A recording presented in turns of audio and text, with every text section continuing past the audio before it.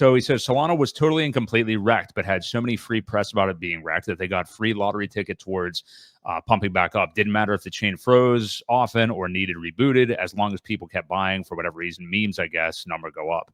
You can even see in my follower numbers here, the stupid pDAI drama, a stupid coin with a grand total of 300K liquidity that only is notable at all because the chart looked great. And you retweeted it like 10 times before someone started inflating the crap out of supply at nearly no cost to themselves. Then the old mechanics that made the great chart got nuked.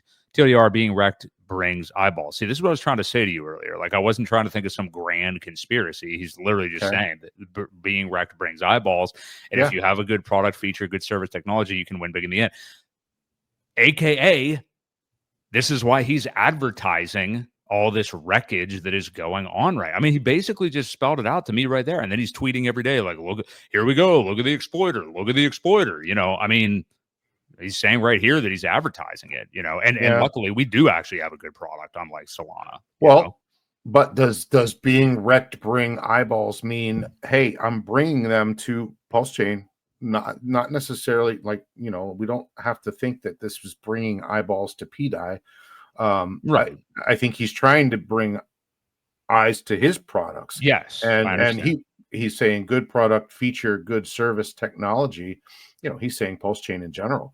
So maybe that's why he's, you know, talking about it so much, is he is trying to bring eyeballs to our ecosystem.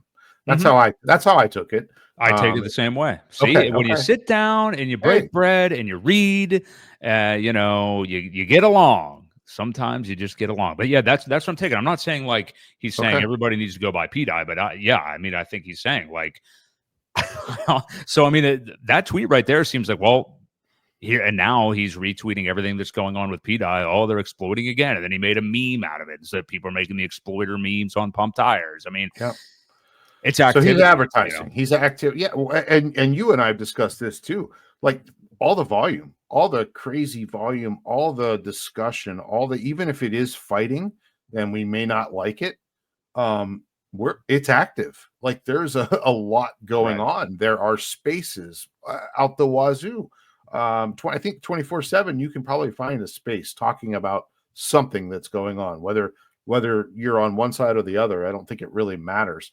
People are talking about it. And I think that's the goal here, he's just storming to get eyes on what the hell is going on over there. What do these guys do? Like what now kind of thing. But hey, it brings eyeballs. So hopefully it turns out good, that they do find other things that may have great value. And I still think Hex is probably one of the best, even though the inflation is down right now. Yeah. Keyword right now also. Yeah. Yeah. Let me ask you this, and after this, we'll kind of just take turn. Let me just ask you this, and then if you want to go back to like looking at his tweets and pick the ones you want to look at, let's do that. But you just reminded me, Sami, who everybody, you know, hates now. Sorry, Sami, I don't, but I know a lot of people are hating on you right now. I want to know, he's been talking about this. This is an interesting thesis that I think he said, is that he believes that Richard, like a lot of us, expected that Ethereum would not be horseshit this cycle. Sure. You know, and that maybe some of what he's doing now, and you can even go back to the pump tires thing, because lest we forget, that tweet came out and that whole thing launched and everybody's like, oh, RH was hacked. This is, what the hell is this? You know, but Sami has been saying that, like, is he shifting his thinking, which luckily RH is humble enough to do, that like Ethereum's just not going to go to where he thought it was going to this cycle, or at the very least he is planning for it. And I'm sure, you know, people say no regrets. I'm sure he kind of regrets the $3,900. Well, whoever bought the $3,900 ETH, you know, I'm sure it's somewhat regrettable, you know, being down 50%. You can't call everything right. But could this be kind of like I got to pull out all the stops, and if it's like we just kind of looked at advertising the wreckage like Solana had, or whatever other things, you know, the other strings he can pull, then maybe that's what he's doing. You know, I mean, could he be adjusting for Ethereum being horrible? You know, I think when that move happened, there was more at play. I think he was worried that the MakerDAO or somebody were going to, because of the whole SEC, because that was about the timing. It was the very beginning of all this stuff before he kind of went into the court process, that all of that Ethereum was purchased. It may not have been an ideal time, but I think the reason it was done, and I think we've talked about this before, was to essentially stop anyone from freezing any kind of stable coin that was being held, because it was all Ethereum. And obviously you can't stop Ethereum, or you can't really invalidate it, because there's many ways around that. There's Tornado Cash, there's privacy ways, there's ways to get around that. So I honestly think that was the reason, but I do agree that, you know, we aren't where maybe he thought we would be, and now you've got to drum up some excitement.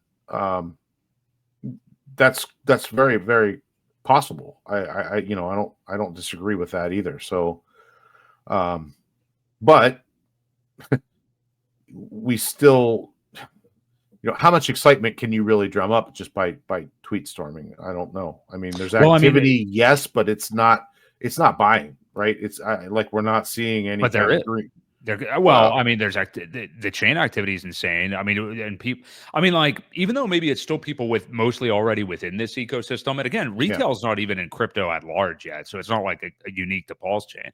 But we are seeing, we're talking about the spaces, we're talking about all the streams. People are at a fever pitch right now. There's tons of activity on the chain. I went to do a swap 2 nights ago, and it was $3 for a swap on PulseChain. Yeah, I mean, like literally more, maybe more than Ethereum at that time. Probably, yeah.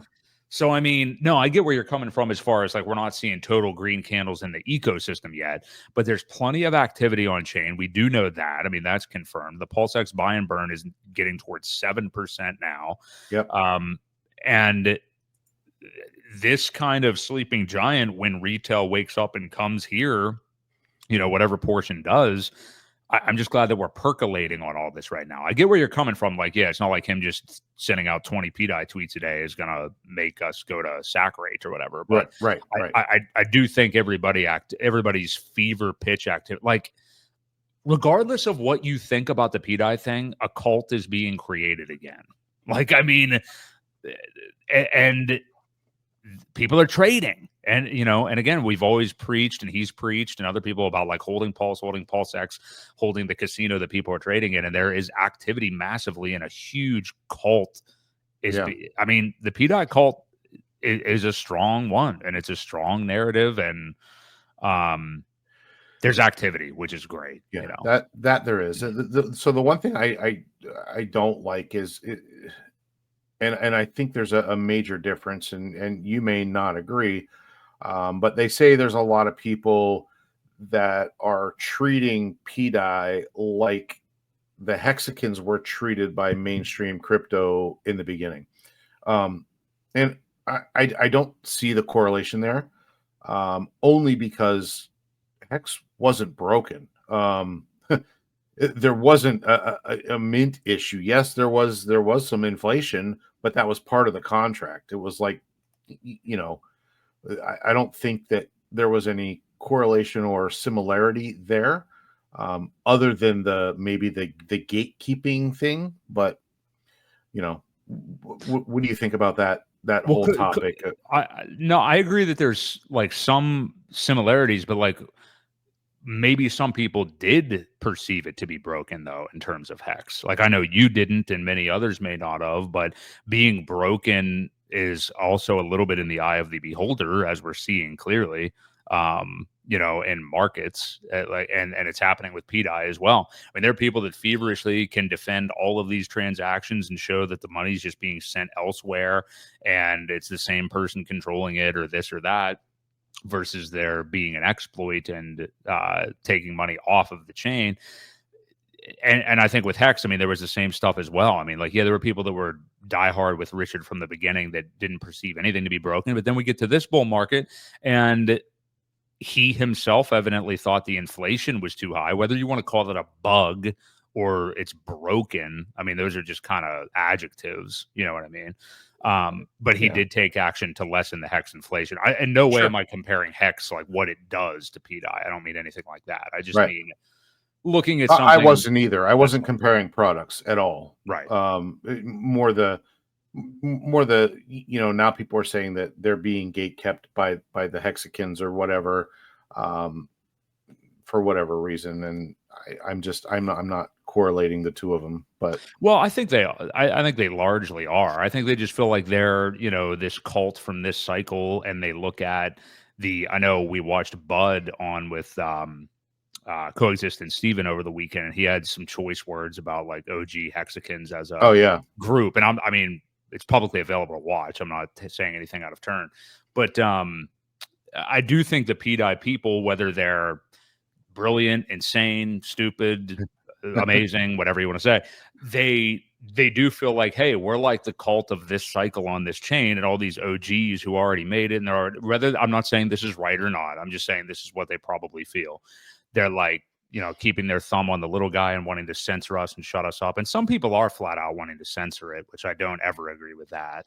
But yeah, I get that they can feel like that. Whether that's right or wrong, I'm not defending. I just understand that vibe from somebody, I guess. Yeah. That's all. Yep.